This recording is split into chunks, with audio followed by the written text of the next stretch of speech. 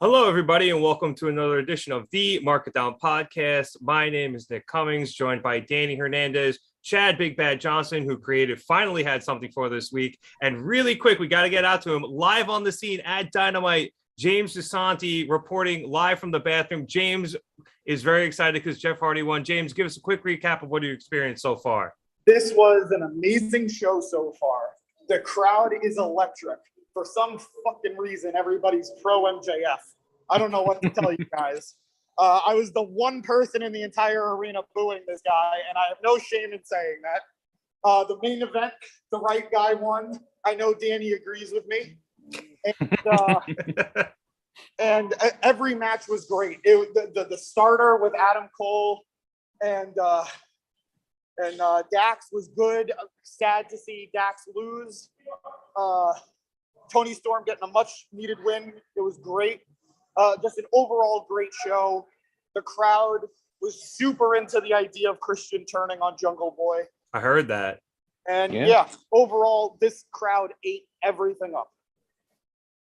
All right. Thank you, James. So is there a live Rampage now, I think? There's a Rampage taping? Yes, there is a Rampage taping going on right now. It seems that we're going to be getting a six-man tag. But I won't get into it. But yeah, come watch it on Friday at a special time. And we're being promised a fun dark match main event after Rampage. So I'll see what I can get up for you guys. Awesome. All right. Thanks, James, for the live report all the way from UBS Arena. Enjoy Rampage, and we'll see you next week. See you guys next. Miss you guys. Kill it this week. I know you would too. All right. Thanks, James. James reporting live from UBS Arena at Dynamite. Thank you for that, James. Boys, I think this is a return to form for Dynamite. We will start with the main event, as James mentioned. Jeff Hardy defeating Darby Allin in the quarterfinal match of the Owen Hart Foundation tournament. You can already see Danny's face, so I'll go to him first. This was an anything goes match, which happened about halfway through the show. Personally, I don't love that idea because I think it's a tournament. All matches should be equal.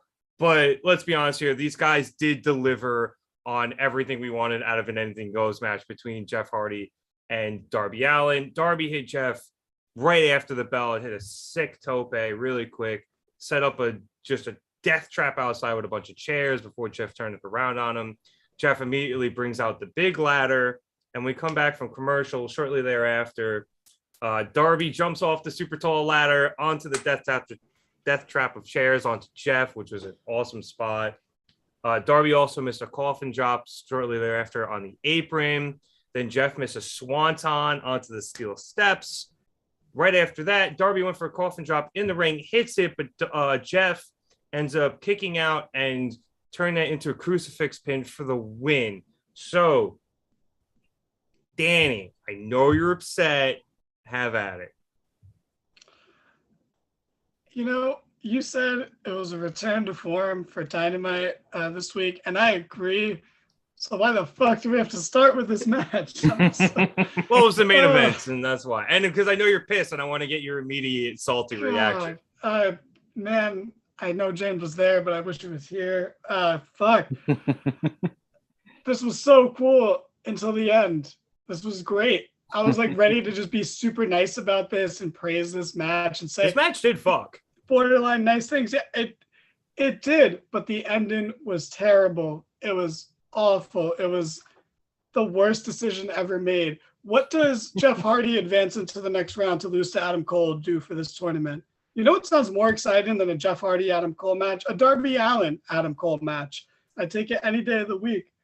And you know, there are some people, you know, who are gonna, you know, say, oh, Darby is, you know, Darby can take a loss. He's bulletproof. It's not a big deal. He'll bounce back.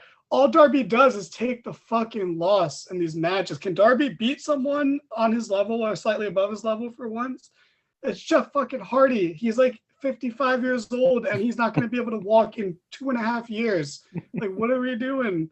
Why does he need this win? And all right, let's say James was here. He's the only guy who's wrestled Owen Hart. Oh, fucking K. Like, cool, because Owen Hart was known for his famous rivalry with Jeff Hardy. Like, what the fuck? Okay. Like, Oh, this is great.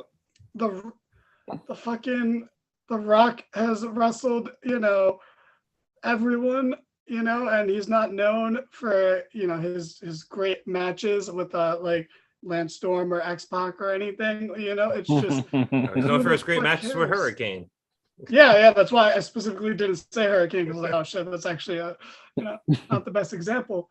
It's a great This example. was well, it's not the best example for my point. So, it's terrible decision. I don't see what the point is. The only storyline wise, sure, the Bucks will probably cost Jeff, and that sets up their match. But cool. And you know what else too? If I didn't hate the fact that Darby lost, I'd be like, oh, see, this is actually a really nice, not full circle moment, but it was a callback to the Jeff Hardy Triple H rivalry from 2009, where Jeff Hardy was going to have a huge upset on Triple H at a pay-per-view, and he hit the swanton, and then Triple H used the same exact roll-up to beat Hardy. And I hated that then, and I hate it now. It's dumb. He had a finisher, bro. Are you kidding me? And you just roll him up. Didn't Cody do something similar to Darby too? Yes. Yeah. I don't like it then either. And at least the Cody stuff was slow. The Cody stuff's an exception. You know what? We might talk about Cody later, who's mentioned on the show, but it's a waste. It's a waste of Darby. It's a waste of Darby would have lost to Adam Cole, but it's a better match. Next week, it's a more enticing match. Why does Adam Cole need this too? I'll get onto that too. Again, I love this show. I don't want it to seem like I didn't love it, but what does Adam Cole need this for? What does Jeff need this for? What does anybody need anything for? I guess at this point, but God, bro, why can't the young version of Jeff Hardy just beat Jeff Hardy, and that's that? Because why? If Sting beats Darby the first match they have, that's not good. That's bad. Darby should be the one to beat Sting. Darby should be the one to beat Jeff. Oh my God. That ladder spot was sick though. That was crazy. That was great. It was so good. I won't pretend this match didn't have its moments, but the second Darby was going up for that coffin drop, I was like, he's literally going to lose via roll up. I just watched it unfold and I was like, this is bad. This is going to be bad. I was ready to be disappointed. Kevin saving Darby and Cole for down the road. Bro, why didn't they save Darby and Jeff for down the road? Because that's a pay-per-view match. Doing it as a throwaway match and then having the wrong guy win, that's fucking garbage. Bro, you can save Cole for anyone down the road. That doesn't need a big story, honestly. Cole versus Darby could just be a match. Jeff versus Darby should have had a story. Dak should have beaten Cole. I don't give a fuck. We'll get there. The show was fantastic, though. The show was fantastic. I don't want to downplay it. Anyway, I'm sorry. Chad, do you have opinions on this? I was like, yes, Chad, hop in here because I think I'm gonna end up playing devil's advocate, even though I mostly agree with Danny, but I would like to play the other side here. But go ahead. Okay, yes, you are absolutely going to have to play devil's advocate because I, again, agree wholeheartedly with Danny. I do understand what you said before pre-pod. Rev said, that they will use Darby versus Hardy again later. So Darby didn't necessarily need to win now. Give away all my points. Sorry, I have nothing else to expound on, but Rev said that they would do that later on, which is enticing, but I really don't know why Darby lost this one. I get it. I know they want to build stories for later, but damn, in such a sick match, great match, phenomenal match. But this is only to feed Hardy to Cole almost, which I agree with Danny again. Cole didn't need it either, but you know what? If they're gonna do they can face each other down the line, so Darby didn't need the win here thing. That's all Darby does. That's his whole that's his feud with that MJF. He's lost to MJF, and I'm sure down the line he'll get a win. That was his whole thing with Cody. That can't be his thing with everyone. Sometimes he's got to just win. Yeah. And that's my devil's advocate, and I'm kind of just cribbing this from James during the week after they set this matchup, where should Darby lose, and obviously he did. They're setting up another series of matches in which Darby will eventually come out on top. But I agree with you guys. Like I think Darby should have won this match, and yeah, maybe they're saving Cole versus Darby for down the road. But I think the other devil's advocate point I will make is Jeff doesn't have a whole lot of wins in AEW because he's just got there. Right. So, wins and losses matter there. So in order for him to build up more, he does need a few more wins than Darby does. Darby has enough wins to, maintain a legitimate record. Now, look, I agree with you guys. I'm playing devil's advocate. And even I think these arguments are flimsy. So, like, I know Danny's ready to fucking kill me and come through the screen and strangle me, but like, I'm on your side. Like, I really do think that Darby should have won this match. I think it made more sense. I think a matchup with Cole, which at the time we knew was going to happen, is a lot more intriguing, especially as a semi-final match in this tournament. Well, it really should have been Darby versus Dax. However, all right. Well, you know what? Let's jump right into that since you guys are chomping at the bit to do it. So now, yes, Adam Cole faced off with Dax Harwood in another quarterfinal match to start the show. I missed a lot of this. My bad. But Adam Cole, from what I understood, worked over the midsection a lot. Ended up breaking out of a sharpshooter from Dax, put a sharpshooter in himself, and won the match. No, I thought that was he didn't really break out of it. Dax just couldn't hold it anymore because of his midsection. Correct. But other than that, yeah, you nailed it. Yeah, but I thought that was a perfectly good heel way to win, Chad. So if you would like to fill me in on some of what happened here, and then please go off on why Dax should have won. I mean, you pretty much that was sound. Even for somebody who missed the match, you pretty much got the grasp of it. The storytelling was amazing. The match was amazing. Again, I kind of don't know why Cole needed the win.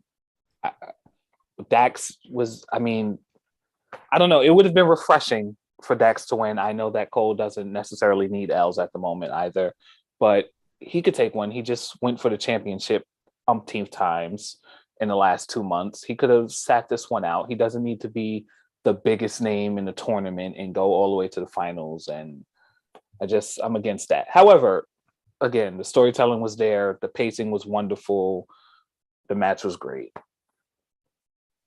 Yeah, I think partially comes back to a discussion we kind of teased a couple of weeks ago on the pod and never ended up getting around to is Adam Cole overexposed, like wrestling too often on AEW? Because the more often he wrestles, you think he could take a loss, but then he's one of those guys where he almost kind of always has to win because they want to protect him. So had he not wrestled in a while and won this match, okay, maybe it makes sense. But he wrestles so often every week. Yeah, like the dude's got to take an L at some point.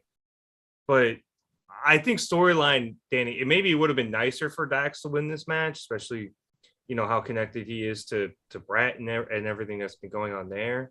So the sharpshooter win for Cole was, again, a perfect heel way to win. But you two are vehemently disagreeing with this result. I will say that I'm not vehemently against it. I just wanted Dax to win. I wanted Dax to go further in the tournament. Okay, and I was very upset that he was facing Cole in the first round because that means he wasn't gonna. And I think this could have been a time where they gave Dax this upset surprise win over Cole, and Cole would be fine, and it wouldn't be a big deal. But like, I don't know, man, doesn't a semifinal of Darby and Dax sound way more exciting than Cole Hardy, at least to me? Because I know Kev said in the chat, like, oh, big name vets coming to AEW shouldn't take a lot of losses. Like, and they shouldn't be in tournaments. But they should lose to certain people. Like Punk lost to MJF because Punk should lose to MJF. That makes all the sense in the world. Brian lost to Hangman Adam Page, and that made not a lot of sense. But hey, he did it. That's a big win for him. It did make a lot of sense. A lot, no. It makes sense. It made not sense like a lot of depending on sense. it made sense depending on what you wanted to do with Hangman. Yeah, well, it doesn't. It also Agreed. doesn't make sense in the way that you don't see that like when you look at Brian. It's like, yeah, him and Hangman, But Well, they you did know, tie the first one, so you well, they think Darby time limit and Jeff, that's the guy that Darby should beat. I don't know, but Dax was great here. Selling the ribs was great. So that he was at least protecting the loss, but it's like, to me, he faced his tag team partner for this shit. Like, they had a whole match just to be in this tournament, and then they're already out. So it's already like, I care significantly less about this tournament because the people who cared the most about it are not in it anymore. Or one of them was never in it, but the other guy is now out of it immediately. But that being said, this match is fucking great. Dax is so good. The crowd was so hot for this. The crowd was hot all night, except for like one particular segment we'll talk about later. But the crowd was great. Match was fantastic. Hopefully this isn't the end of Dax and getting some singles matches. But so what do we get now? Do we get O'Reilly and Cole in the finals? Because I'm into that. I just am not a fan of how we got here. I think so. I'd be so much more okay with O'Reilly beating Dax. That would be cool. That would have been better. I don't know. I don't even remember who's on the other side besides Kyle, so I'm just gonna say Kyle needs to go to the finals now. He's absolutely going to the finals, and he's facing Cole. I think that's the payoff. Let me note what else is, I think, just a little bit upsetting about the tournament is this is not WWE. So I think we know that whoever wins this tournament is going to go somewhere or have a major story. Like, they're not just going to fall off the face of the earth after winning a trophy and we don't see them. So for them to cement a superstar after this tournament, or the first ever Owen Hart Tournament Cup winner, I just really, really wanted it to be, I guess, somebody that I wanted it to be, and not Cole or Hardy. Sorry, James. Well, Hardy's not winning the tournament, so it doesn't matter. But right, but I didn't want him to win that round so that Darby could possibly win. Other side of the men's bracket is Kyle O'Reilly against Ray Phoenix, and then Samoa Joe will be going up against the Joker next week. Okay, so the Joker beats Joe because of Jay Lethal and the other two. More than likely. Whatever. Because the promo Phoenix kind of gave it away. Phoenix probably beats Kyle, but I'd rather Kyle win. Oh, I think Kyle wins that. I think Kyle absolutely wins. That's a tight one. He just returned, though. That's the thing. Oh, and right, I think Kyle should win. I think he should go on the Carl Anderson run in this tournament. But then for him to lose to the Joker, because don't we think it's going to be Joker versus Cole? If not Kyle O'Reilly versus Cole?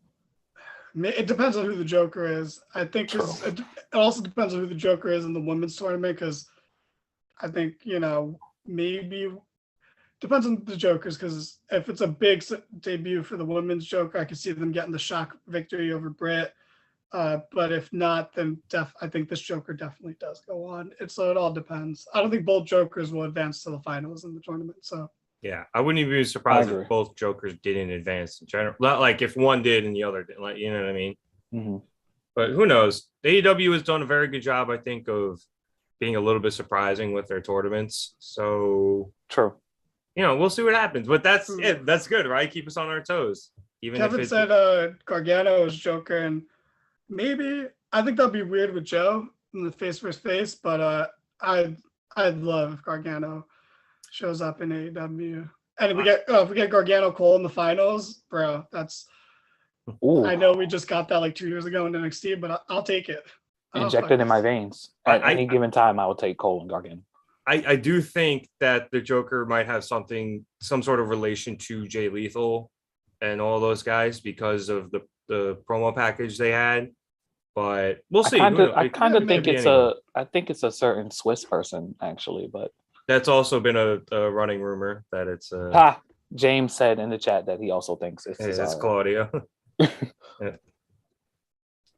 All right, let's move along here. I think we got all of the Owen stuff out of our system, at least on the men's side.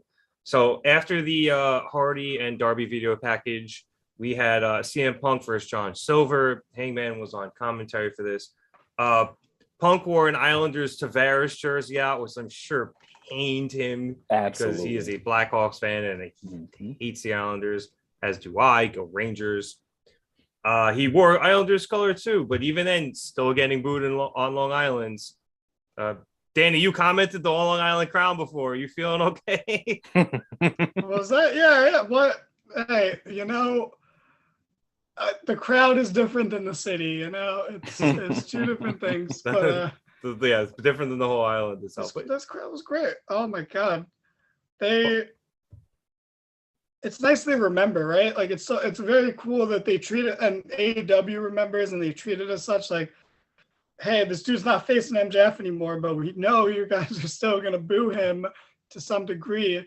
So he does like the fake nice gesture, like as a very weak olive branch to extend. And he gets some cheers. Of course, he's gonna get some CM Punk chance, but oh boy, the crowd was unbelievable during this. This match was great. Were you actually throwing to me, or were you just commenting on my Long Island comment? A bit of both. I will just run down the rest of the match here. So Punk ended up winning with the buckshot lariat, which really pissed off Hangman. Good match, by the way. Not to discount Silver there, but so yeah, Hangman beelines to the ring. Punk grabbed the mic and says, even though this isn't personal for him, it's just business. Seems like Hangman is making it personal, and then says Hangman will shake his hand at the end of the match. At the end of the match, whether he's conscious or unconscious, Punk sticks out his hand, and Hangman puts the finger straight in his face. So, Danny, I'll throw it right back to you. This is starting to heat up a bit. I really did like this match, but it was definitely it was just a build towards the title match at Double or Nothing.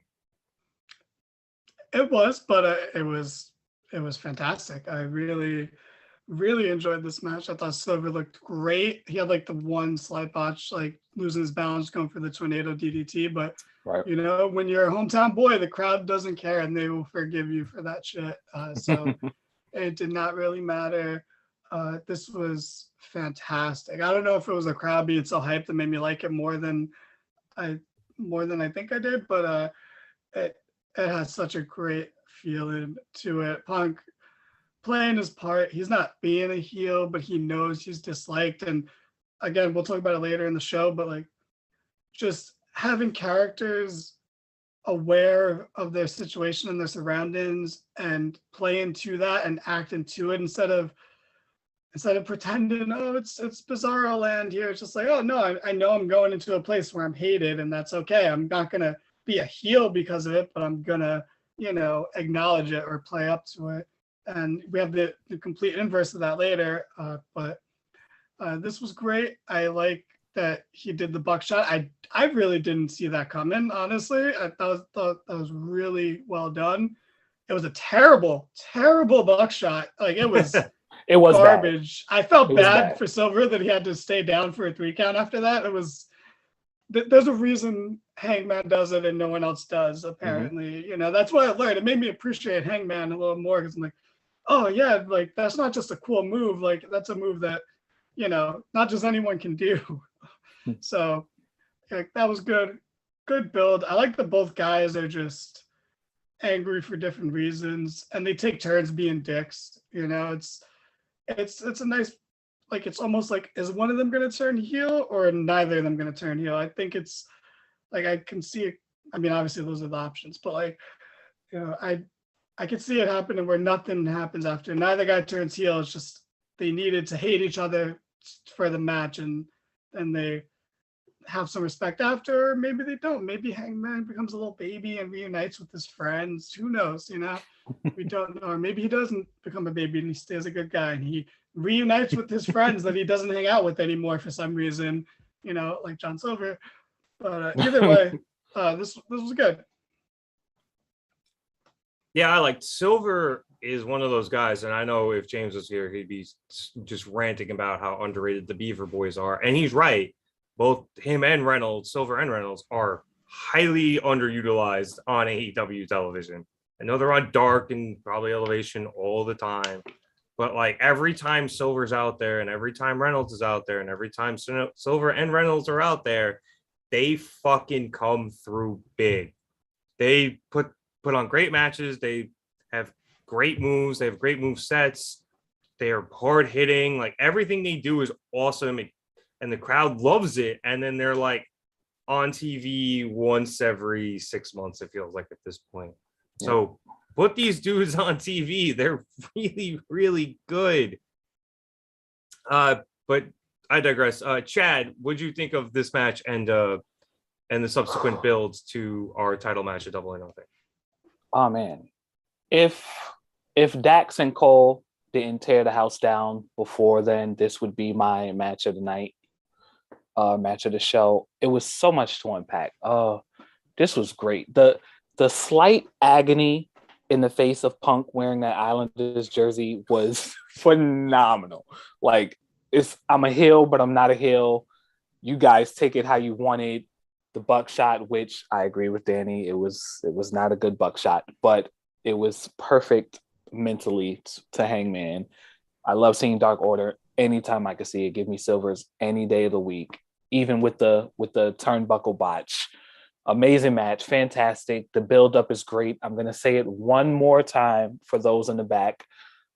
I am enjoying the hell out of this Hangman reign. I'm just enjoying it. I get it. I know some people are tired of it. I know some people wanted it to be as short as possible, but the characters that are popping, the angles that he's working, I'm here for it. I love it. I'm sorry, Danny. I will not regret anything. I'm here.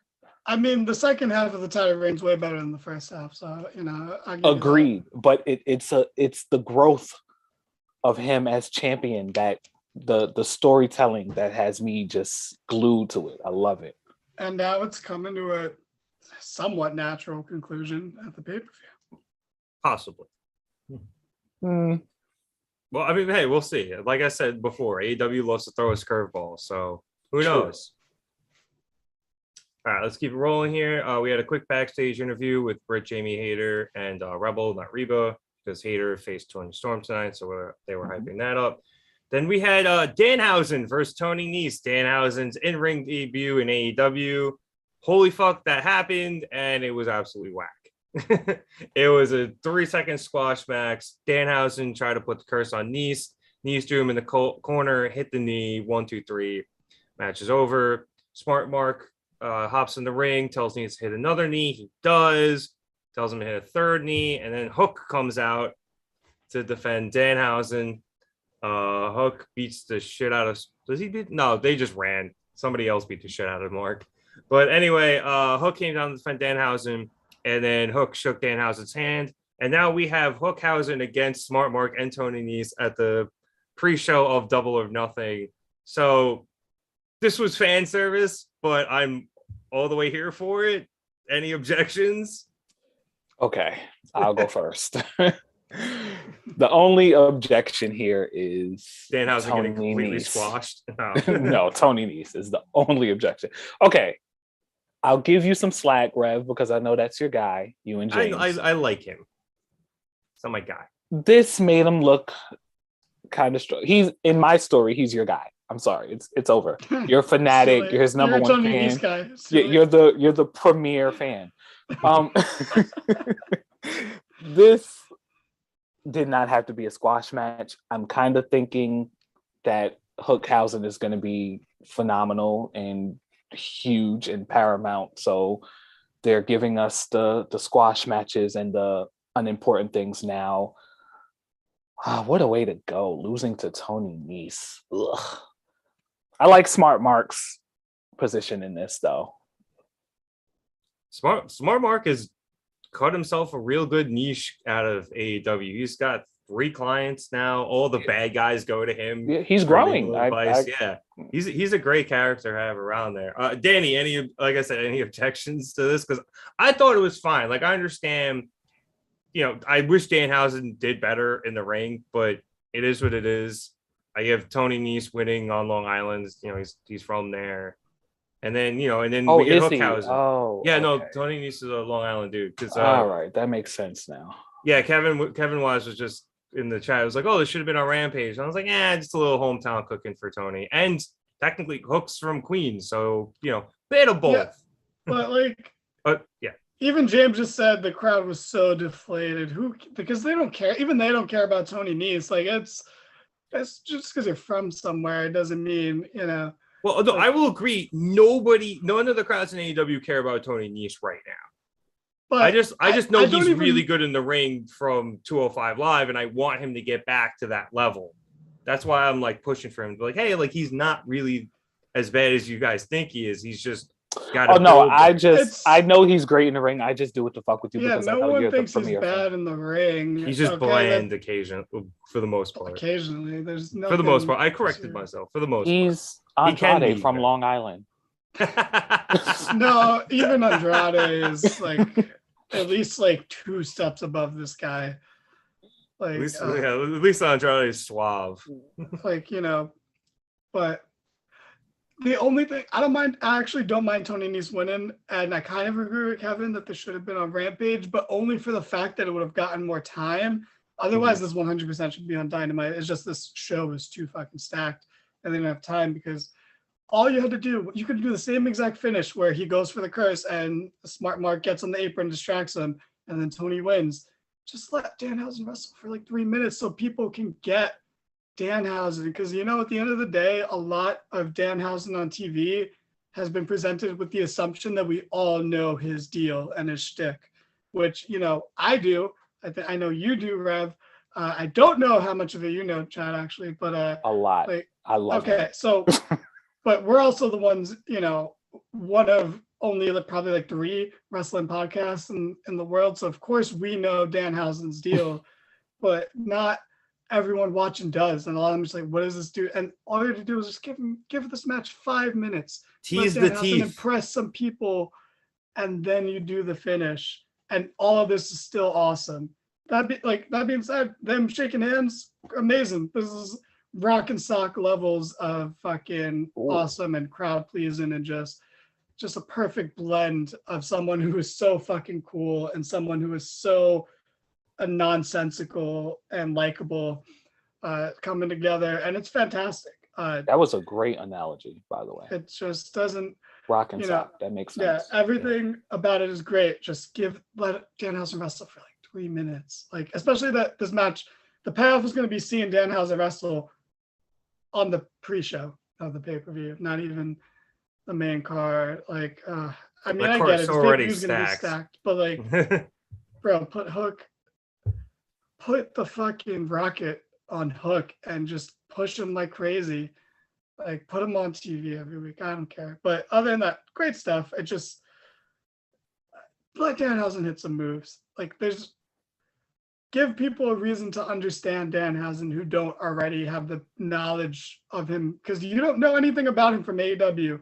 As far as AEW is concerned, the curse doesn't even work, because on like the 3rd person he used it on, it didn't work. So is it really a curse? Like, he's only like 2 for 3. So yeah, as far as we know, it doesn't work on Hook, and it didn't work on Nese tonight. It worked on Adam Cole. Well, he didn't get to do it on Nese. Yeah, he didn't get it off. Yeah, Smart Mark did stop it, but other than that, like I said, fantastic. This was a rock and sock moment, and Hookhausen will be amazing. It's just there was no time, and this is how they chose to handle it. Yeah, no, I agree. Like, if you give them 3 minutes and like Danhausen like teases the teeth or something, like I think you would have gotten a much better reaction than to him just getting squashed in 15 seconds. Yeah, agreed. But hopefully the teeth come out at the pay-per-view. We'll see. So after this match, we come back from commercial for the MJF and Wardlow contract signing. This was much to do, especially with the hometown hero MJF. Wardlow came down in cuffs and a Boo Wardlow-tron, courtesy of MJF. Then MJF had a fake Dark Side of the Ring commercial. Yeah. Which was, it was amazing. Jericho did the voiceover, who started to complain and then wait, how much is he paying me? And then continued to do it. Had Taz, it had Jake the Snake Roberts, and had another guy who I didn't necessarily recognize, but it said like famous Jewish wrestler on the bottom or something, which was great. MJF comes out in a custom Islanders jersey, just crazy face pops. Called himself the Mensch of the Cinch, which I thought was unbelievable. He even brought up Cody, which good old what's his name, and the fact that his contract is up in 2024. Anyway, so there was a lot of stipulations. I was laughing too hard. I think I missed a couple of them.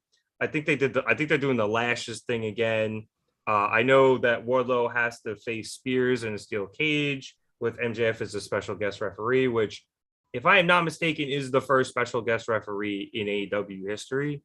I'm sure James will be in the chat to back me up on that, or whether or not I'm wrong. If Wardlow loses at Double or Nothing, he could never sign a contract with AEW. So after MJF's shtick, Wardlow has trouble trying to sign the contract with his cuffs on. So MJF orders them off. Wardlow signs, kicked the shit out of security, to which James saw live, and I can only imagine he just came all over his seat. He took down Spears in a single shot. It's not about him coming. It's about 10, learning how to beat up some fucking security guards. Like, oh my God, are you fucking kidding me, 10? Bro, that's why you're not on the show, man. I thought it was the cocaine. No, it's this. It's 100% this. Thank you. This is why Stu Grayson left the company, bro. It's because you can't beat up security guards. Ridiculous. Thank you, You're James. welcome, Barry James. Horowitz. Thank you, James. I could not remember. I just personally didn't recognize Mr. Horowitz. Anyway, so yes, Wardlow kicks the shit out of security doors way better than 10 ever did. Took down Shawn Spears in a single shot. Got his hands on MJF, put him in position for a power bomb, but Smart Mark jumped on Wardlow's back and he went through a table for his troubles. So that was that. This was, Danny, a masterclass of crowd control by MJF, which didn't surprise me, but it was just absolutely chef's kiss. Okay, so I've been a little hyperbolic about a lot so far tonight. It was Really? that kind of Dynamite, but Not you. I think this might have been the greatest segment in Dynamite history. This was amazing. Like, first of all, like, I agree with Kevin. The Dark Side of the Ring parody was maybe the best video package I've ever done. I think it definitely is. That blew me away. I literally was like about to fast forward because before I realized what it was, I was like, oh my God, this is. I thought they went back to commercial. They were like just Right. like promoting something, and Yeah, I I heard was ready to Jericho, and I fast was like, oh forward. shit. Yeah, I was like, this was amazing because it just hit all the tones well. Like, it had Jericho, like it had the same kind of feeling and vibe of the Dinner Debonair segment, but it hit the tone a little better. It wasn't over the top. It was so good. I'm a big fan of parody and satire, and that was just right up my alley. Everything about that was great. And then MJF just controlling the crowd and just milking it and making so much of it. This is why Danhausen didn't get any time to show any moves, because they had to give all the fucking time to this. And you know what? In this context, fine. I totally get it, because this was amazing. I have no qualms with this. I like the Wardlow didn't speak. I like he played with the crowd like so well. Like I said earlier, it's a heel. He is still a heel and he's doing heel things, but he knows where he is. He understands the context of where they are and what that means and how that's going to impact the show. And instead of trying to force it and get in cheap heat, he embraces it. And he made the joke about the people in the cheap seats, because, oh, you're great too. He's like, you don't have any money if you're poor, but you're still great. You're And still they still beautiful. cheered him. Yeah, because that's the kind of crowd they are.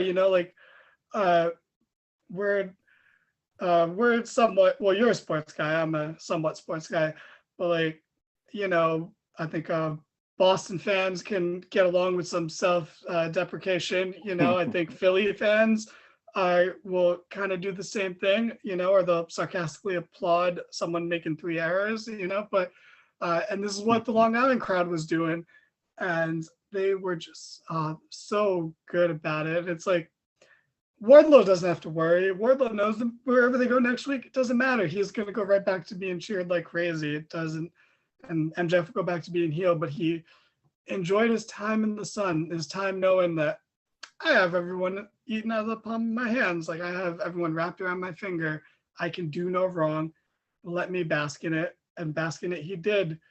And you know what's crazy is I've been so like, I don't really care that much about this story because at the end of the day, it's still, I saw a great meme of like, of where it just points out that all of MJF stories are just, you have to beat 18 people and then do this thing before you can fight me. And this is like the 4th time he's done it. Mhm. But this was the best like thing we've ever gotten out of it. Like it's insane. Man, I loved this. I loved it. And it's down to the crowd, you know, say what you want about Long Island, and James has, and in the chat too. And, you know, maybe I have, but like great wrestling crowd, doesn't matter. Apparently, if you have someone that lives in your city, you're a great wrestling crowd. And Long Island has like a good fraction of the AEW roster from there. So, you know. And I quote from James in the chat, I hate Long Island so much, end quote. So definitely a Long Island hater. I will, to your point about Wardlow not speaking, I thought MJF did a great job of setting him up not to speak. Yeah. Which is just one of those really subtle things where, you know, Wardlow's not the best on the mic. I think we've seen that. So, you know, it's a great way to hide one of his weaknesses without even seeming like they're trying to hide it. It puts the onus on MJF as opposed to Wardlow just trying to get out of speaking. They got MJF to get him out of speaking, which is just, like I said, a masterclass, Chad, of just crowd work. I don't know how many weeks I can come here and literally just say that MJF is the fucking best thing smoking. It's like, I'm with Danny. I was on the fence. I was not interested in this feud. And then tonight I just said, oh my God, it can go on for another 2 months. I don't give a damn as long as I get segments like this. Like you guys said, we got to give credit to Wardlow. Him not talking was amazing. Like just be a monster. Just fuck everything up. Take the handcuffs off. Be crafty. Shit on everything he's saying. But oh my God, MJF makes me really proud to be a wrestling fan in every aspect. I mean, literally, like the words, the promos, the segments. He's great in ring. I see no flaws in this guy. He can be a heel. He can be a face. He can carry the company on his back if need be. He's perfect to position other feuds. He's great at putting people over. I mean, I could go on for hours. I don't even know what to say. This segment was indeed the best thing I've ever seen in Dynamite history. And that's by far. The Dark Side of the Ring shit was epic, paramount shit. Like, it doesn't get much better than that. I feel like watching The Rock back in like 2000. This is just everything. It's everything. That's a good comparison. There have been very few people to be able to take a crowd like that and manipulate them the way MJF does. And right. I know it's Long Island. I know he's able to do it in such a way because he's from there, and they set that all up in the Punk feud. But even when he's not on Long Island, like I always say, when we were in Newark and we saw him there, the entire crowd wouldn't let him speak, and he was just like, all right, I gotta have to kind of blow past these people because they are literally booing me from now until the end of the segment nonstop. Not a second went by when the crowd wasn't booing him. So he is just there. I don't know who, if anybody, is better on the mic than him right now. And I'd be hard pressed to name someone outside of Paul Heyman, but I'm not counting him because he's a manager. But like, so guys, we have breaking news on the review on the podcast right now, and just a quick spoiler warning, not really, but like, just in case you think this might classify as a spoiler, we're gonna let you know that Sheeta is injured and she is out of the tournament. I'm so sorry, Rev. I'm so sorry. And she was replaced by Chris Statlander, who is just another wrestler from Long Island. So I was just saying another Long it's Island like- girl. Shit. there's Or just alien, so many excuse me. people from Long Island on this show, and we have this breaking news. And Breaking moves. real quick before we talk about it, I just want to your point you were just making, Rev, like with MJF controlling the crowd, and that's one of the beautiful things about AEW is that they weaponize the audience and the location of the show, and they let Punk be Punk in Chicago, which, to be fair, WWE did that too with Chicago and Punk specifically, but they let MJF do it. They let Ricky Starks have his moment, and was it New Orleans? New Orleans, yeah. They understand where they are, and they use that to their advantage. But Dustin in Texas, Sammy too, to some extent, depending on where they are. Mhm. Yeah. But I'm sure the Punk, the Bucks, when they go to California in a couple weeks, they're gonna be on the show like crazy. Oh yeah, they're great with Maybe, regional promotion. I don't know about. I feel like California. I don't know about them as a wrestling like crowd. Like they seem like one of the more casual kind of crowds in general. So Well, we'll see. I think AEW tends to draw more of a hardcore fan, just generally. So, and the Bucks, they're pretty close to like up near Reseda, where the Bucks are billed from. So, and I think they are actually from. So, I think, they'll play that, and B, I think they'll get a good crowd. Because PWG's to California, so all those people are gonna go. They'll get a good crowd. I wouldn't worry about it. But yeah, so the breaking news: Cheetah out of the Owen. That sucks for me. I guess Me as well. I don't know if this is a work or if it's a shoot. We will find out in days to come, I imagine.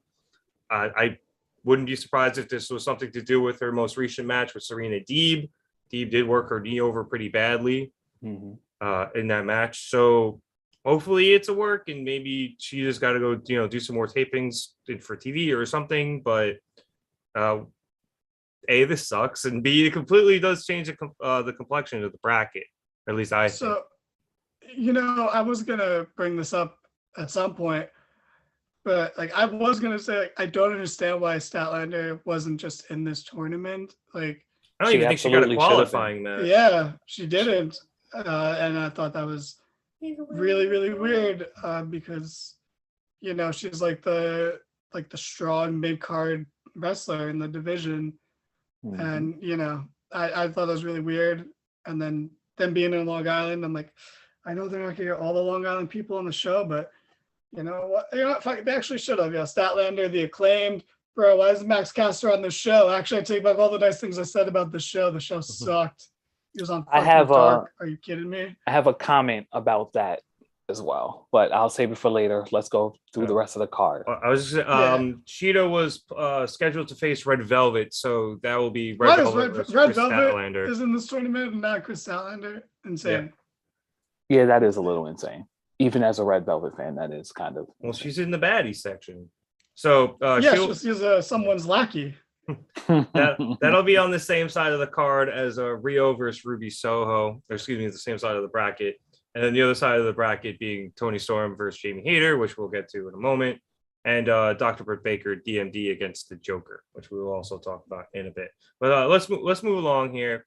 After a quick Samoa Joe and Jay Lethal Sanjay package, we had Jungle Boy versus Ricky Starks for the FTW Championship match. Taz obviously on commentary. I'll just skip right to the end of the match, but I really did enjoy that we had two of the guys who were the future of AEW going up against each other in a fairly high profile match. I think they tend to do bigger cards on Long Island and in the New York City area. So I liked Jungle Boy locked in a snare trap on Ricky at some point. Ricky literally clawed the canvas to get to the rope and got it by a finger.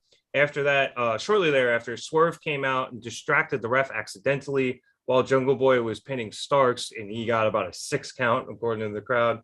Starks comes back into the ring, hits a Rochambeau, picks up the win, after which Christian Cage and Luchasaurus came out. Swerve tried to say his piece that he was trying to help Jungle Boy, but they weren't having it. Starks and Hobb gets in Swerve's face, and Keith Lee comes out to defend him, and we have a big standoff between the three teams. And then towards the end,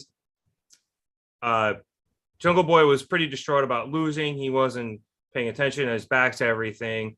Christian, after Luchasaurus had hopped out of the ring, goes to Jungle Boy. The crowd gets all antsy, think he's going to turn on him, but then just takes him under his arm and they walk out. Now, I think James said somewhere in the chat, perhaps he said at the top of the show, that the crowd was very into Christian possibly turning on Jungle Boy. I think we're still teasing that a bit. But Chad, good match. Again, I like this matchup of Starks versus Jungle Boy. I think Starks is very underrated, although he is the king of Rampage. So at least he's got a whole show under his belt. But I enjoyed this, and I hope to see more of Starks on Dynamite. I also enjoyed this. I'm glad you came to me first, because this is the piece I wanted to say. This should have been Starks versus Max Caster. I will say, I mean, without a shadow of a doubt, I just think, I know everyone sees, because I know everyone sees Jungle Boy's star quality. And I think we all know that in the future, he's going to be undoubtedly a great singles superstar. But only sometimes, I guess I'm finicky, or however you want to say it, with certain shit. I kind of have an issue with champions going for championships. I don't know why. I can't explain it. It's only sometimes for me.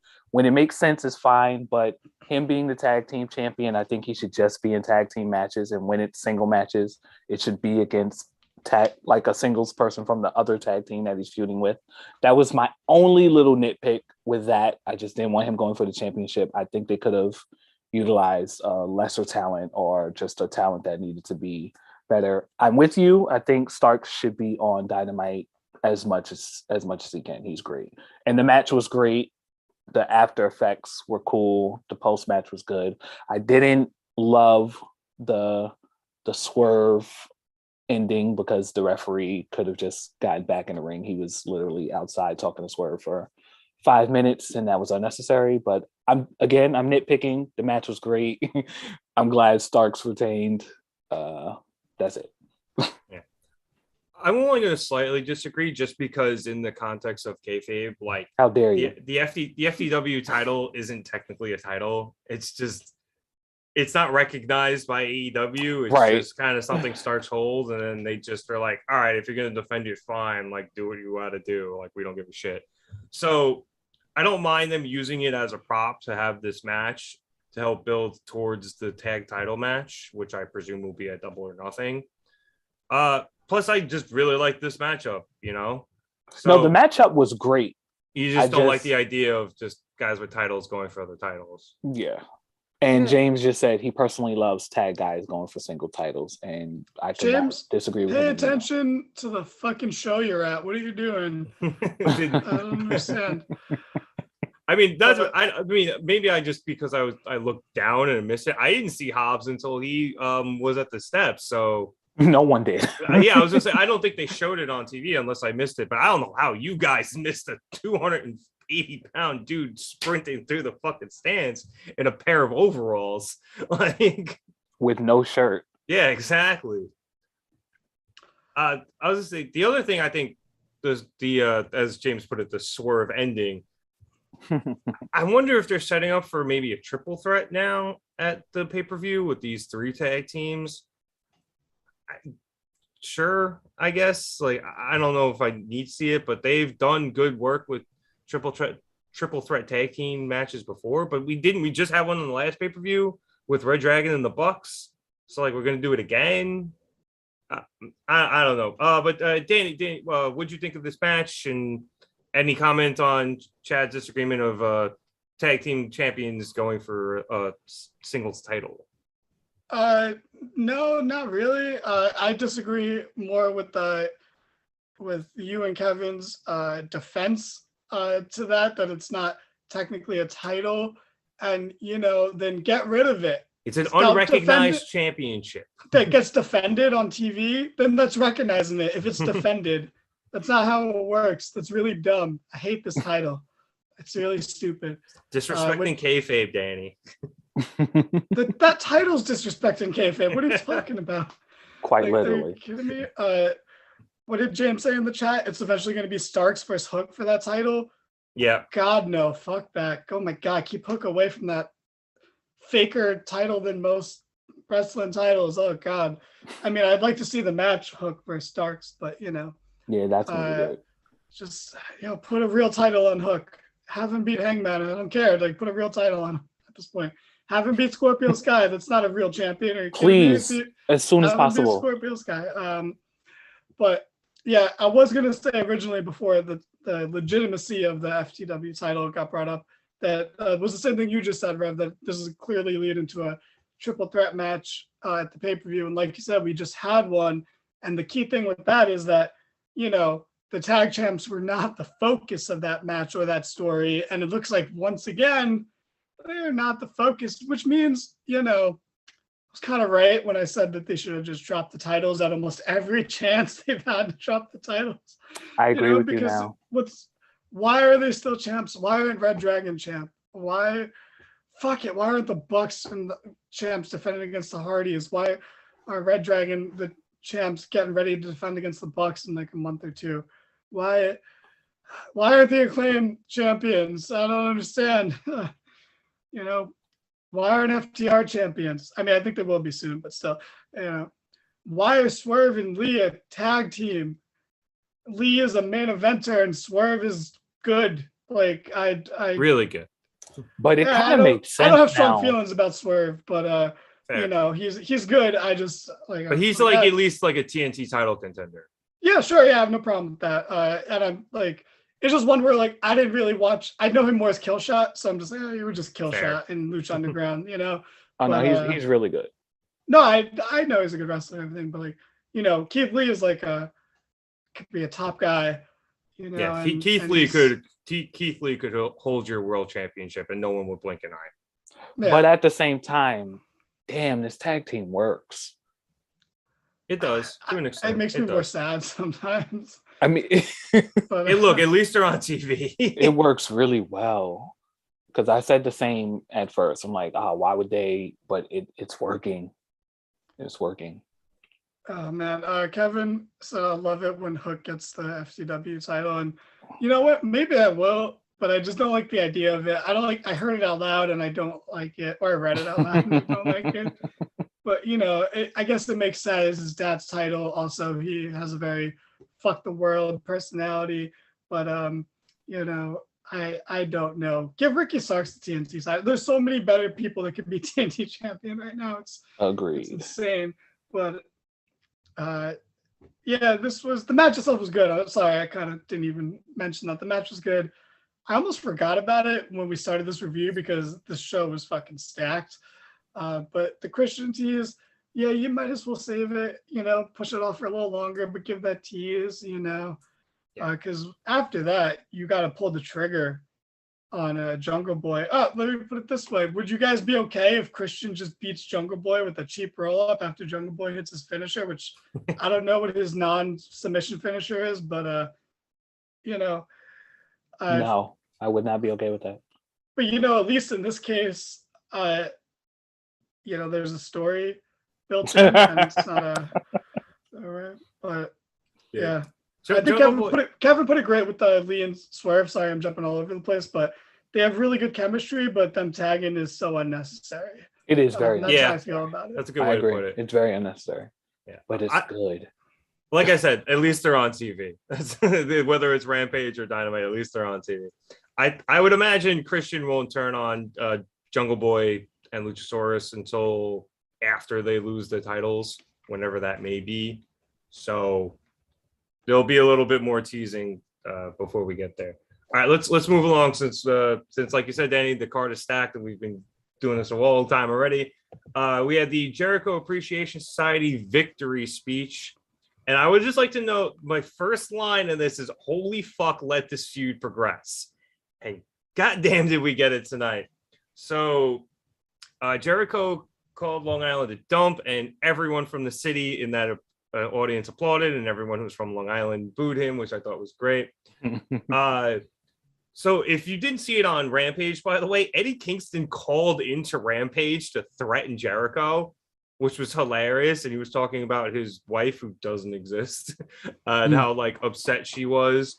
like tending to Eddie's wounds, which is where Jericho's line about Eddie's wife came from. So anyway, oh shit, John Moxley showed up, and then oh shit, here come Brian and Wheeler Yuta and Regal, and then oh shit, here's Santana, Ortiz, and Eddie coming up behind them.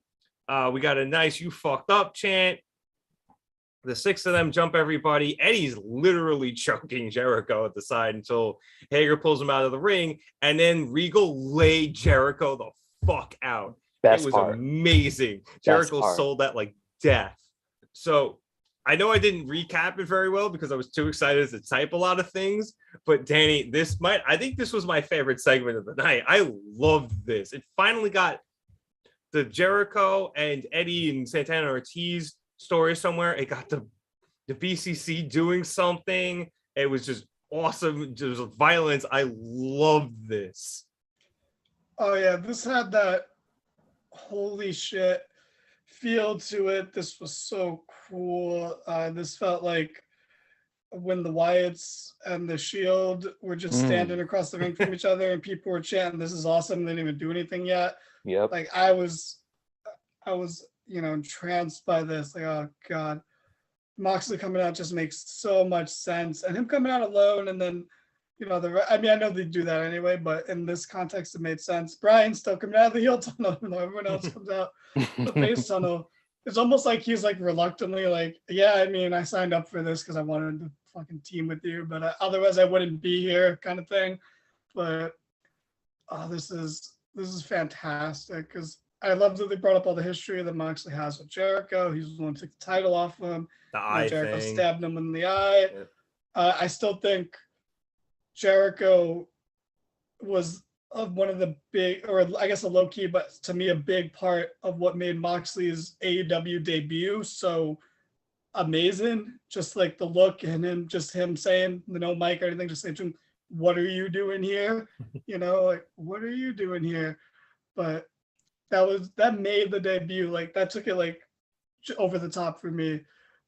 So then, and then outside of kayfabe, he said all the shit he said on Jericho's podcast, probably the second biggest wrestling podcast episode ever, behind the Punk one.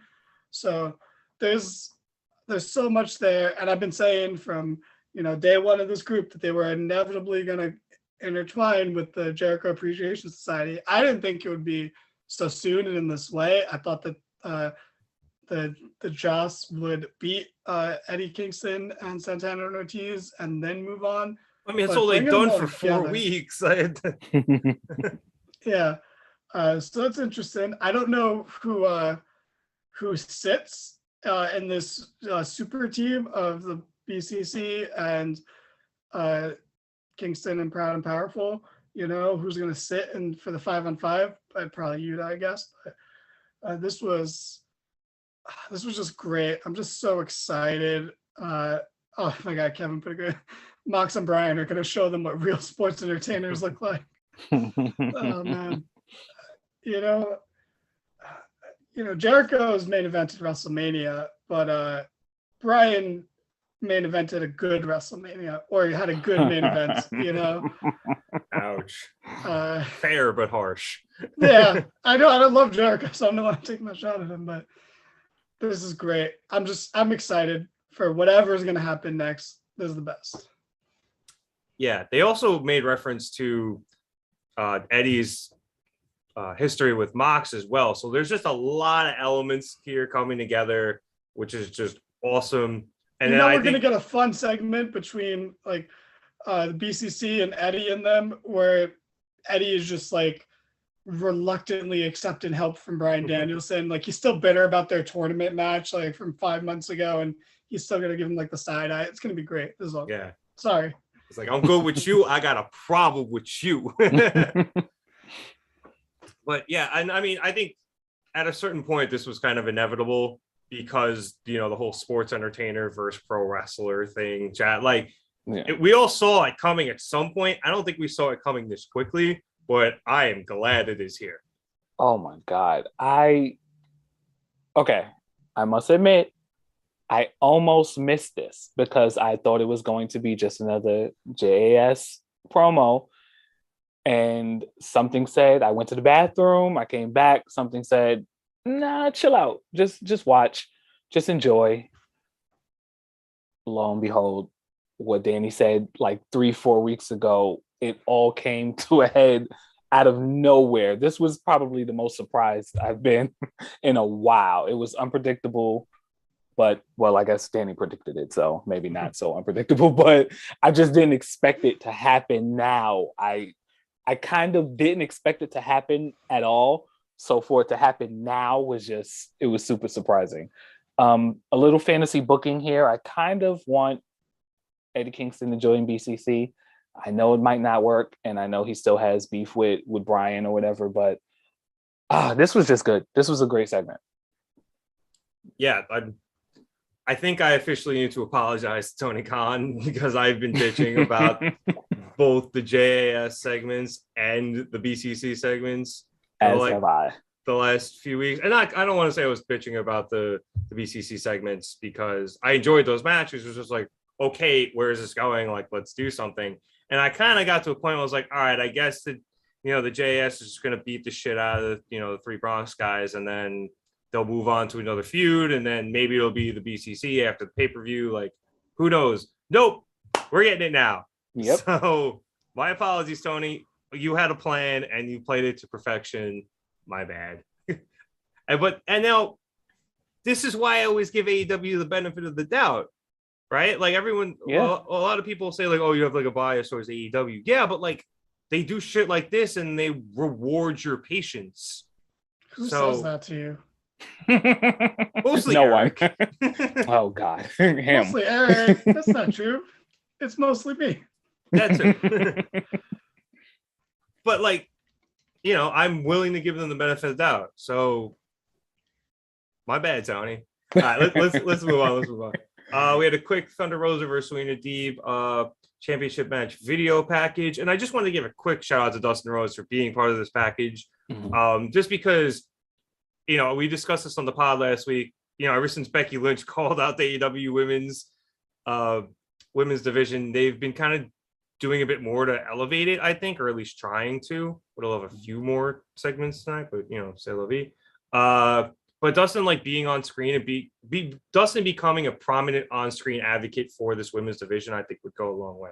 So hopefully we see more of him on there, especially because he works with a lot of these women and trains them. And he said he's Rose's trainer and mentor in the package. So hopefully we get more of that. And so let's get to the last match before the main event, which was Toni Storm versus Jamie Hayter in an Owen Hart Foundation quarterfinal match. This was a match I was really hoping the crowd was going to get really into, especially for reasons I just mentioned, try to gain some momentum for this women's division.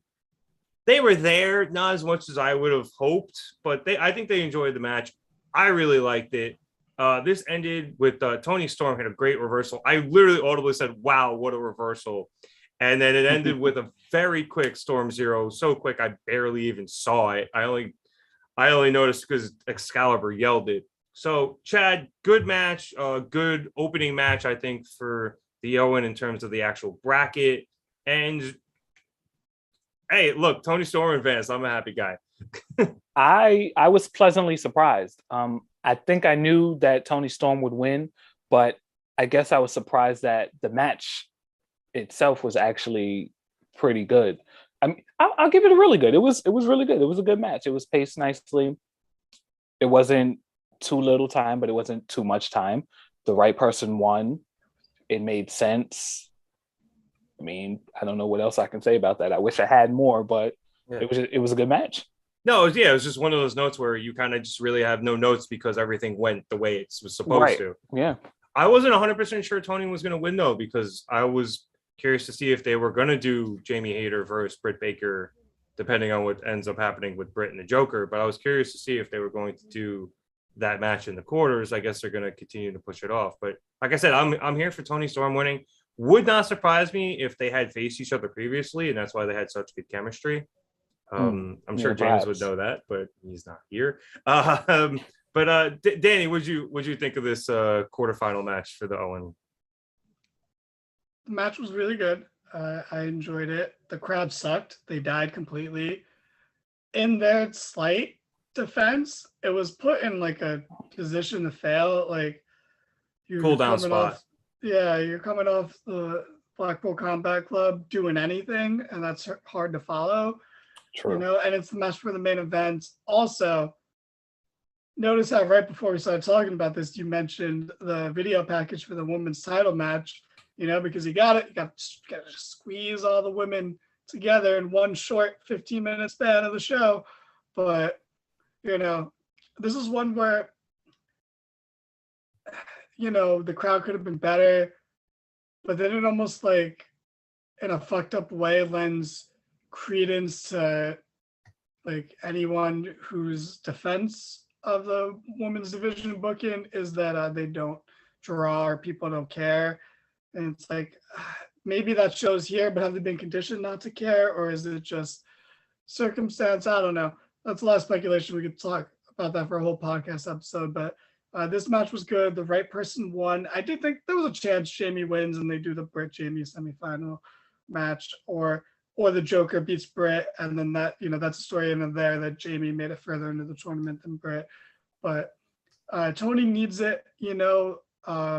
She's coming in. She's someone you can push. She's someone who's really good and who you can, you know, you need to start building up other credible people in the women's division, because there's a reason, as good as of a wrestler Serena Deeb is, that it's already hard to kind of care about that title match at the pay-per-view, and why it's almost like, man, should they have even taken the title off Britt Baker at this point, you know? And the only, hey, we were at or a lot of us were at Arthur Ashe, you know, for Grand Slam, and you know, having Britt beat Ruby was fine, but you know, maybe you should have just rode the momentum of her debut and have Ruby been the one to take the title off her, and who knows. But anyway, they absolutely should be treating Ruby the way they're treating Tony. Yeah, I think. Hopefully they start. She should have came in with wins. We'll see with Tony, because to be honest, she hasn't really done much yet. She's won like 2 matches on TV. So yeah, I mean, if she wins, Ruby should have won 2 matches on TV. They won Friday on Rampage. It was Tony and Ruby against Britt and Jamie. So they do have that match under their belt. Cool. I know. Yeah, that was exactly the reaction I was expecting. Yeah, it's just a bad spot. Other than that, the match was good. Just, you know, the crowd was dead, somewhat understandably, but also, I don't know, maybe they've been conditioned to take that as the cool down. See, which is weird for me, because I feel like you could have easily flipped the next segment before the main event, which was, hey, here's what's on Rampage, here's what's on Dynamite next week, and here's the little promo in the middle, and I think it was a Scorpio Sky video package, and then a Frankie Kazarian backstage promo, which Sammy interrupted. Like, you could have flipped those 2 segments and had the crowd back there and a little more hyped up for this women's match leading into the main event, as opposed to doing it the other way, where the crowd is completely, you know, I don't want to say burned out, but they're like coming down off of the, you know, Jericho Appreciation Society facing off with the Blackpool Combat Club. And then all of a sudden we get this, you know, this quarterfinal women's match, which I think people care about, but not nearly as much as they would have if they were like coming back to their seats and they're like, okay, let's let these women put on a show for a bit, get them riled up, or have them get the crowd riled up and then go into the main event. I think that's a much better way to book your matches there. I'm with you with a slight tweak. If they had put the TNT promo, then the women's match, then the Thunder Rosa promo, I think that would have been such an easier transition. Yeah, or that too. Just like, if you're gonna have a video package there, like, why are you doing it after the match? Like, why are you using that as the cooldown when you have a cooldown already? Mm-hmm. Also, just look at the format of this show. It opened and closed with 2 of the men's tournament matches, and the women's match was like the shortest of the 3 and thrown into a borderline death slot for the crowd there anyway. I don't know about like ratings wise and the correlation between that, but like it's just there, and they're the kind of things where it's like, maybe we're overreacting sometimes, but it's like, you know, we get 2 tournament matches for the men, only 1 for the women, and it's in the worst spot of the 3. And there's the same amount of matches per tournament, so there's, you know, why couldn't it have just been 2 and 2? Like, I loved the Jungle Boy Starks match, but do we need that? Not really. That could be on Rampage. Ricky Starks is a Rampage guy, you know. King of there's no Rampage. reason. There's no reason that had to be there, you know. We get one of the other women's matches on Rampage, I'm pretty sure, but still, you know, it's like, I don't know, it's just indicative of Yeah. the way Well, the we get company the is, and- I was gonna say we get the spoiler alert Chris Statlander match on Yeah, Rampage so- against Red Velvet. There you go. yeah, so, you know, it is what it is, but like, not to just be negative and dwell. Like, this match was good. Like, this Very match is a enjoyable. good show, and if they put it in a better spot, you know, we're talking about this in a whole different light. If the crowd was better, I'll give some blame to Long Island and some blame to AEW, and like, however much blame I'm giving to them, I'm gonna give that much to James too, because James is a rally starter, you know, and he didn't do a good job. So, yeah, just another one of those things where like we want to see the women do better on this show, and it's just they're not really giving them the chance. Because I feel like you give Tony Storm and Jamie Hayter 20 minutes, they go out there and tear it down. They're going to go out there and tear it down. And for the record, there were 3 women's segments on the show. It was the very quick Jamie Hayter backstage interview, and then the 2 back to back, like you mentioned, Danny. So I know it was a stacked card, but it was a stacked card on the men's side. You know, and a very good women's match was just kind of thrown by the wayside, which is disappointing. So I don't mean to end the show on a disappointing note, but we are out of show to review. So I will try to end it on a positive note, saying, like I said at the top of the show, I do think this was a return to form for Dynamite after what seemed like quite a few down weeks. Absolutely. For One sure. of the best Dynamites in a long time. Honestly, maybe this is a top 5 Dynamite. I don't even know. Like, it was a really, really good show. It was. Like, despite the terrible booking of winners in the main events and shit, it was an amazing show. Yeah, I think definitely one of the upper tier non-winter is coming or Fighter Fests, you know, special edition versions of Dynamite. I think it compares to most of those shows, honestly. It probably does. You know, like this was no worse of a card than they put in an Arthur Ashe. So this was better. This was better. No match will ever be better than Omega Bryan, especially because we were there live. But like, you know, overall, this card was fucking way, way better than the card we got. And our card was great. I'm not even trying to downplay that, but yeah, not a single bad match on the card. So except Danhausen Nice, but we're not even going to count that. But I think that wraps things up here for the Market Down podcast. So be sure to like and subscribe. We are almost at 100 subscribers, and when we get there, James will wrap and dye his hair green. And I know I say that every week, but I really want to fucking see it. So please subscribe to the channel. I will get our social media stuff in the description as quickly as possible. But if you want to go follow us, go check out one of our other videos, and all of our links will be in there. So for myself, Chad Big Bad Johnson, Danny Hernandez, and earlier on, live from the scene, James DeSanti. Have a good night, everybody, and we'll see you next time here live on the Market